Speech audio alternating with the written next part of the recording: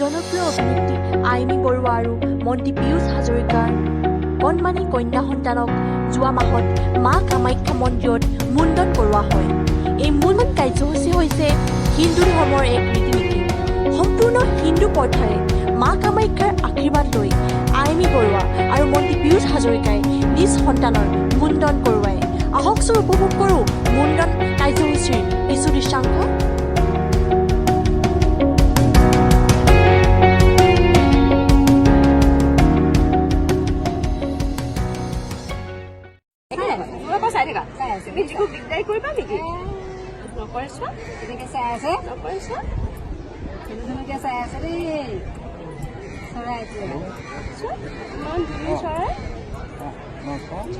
চৰাই লাগিব নেকি তোমাৰ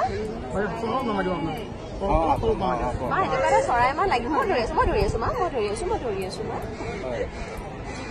চৰাই আজি আনি দিছে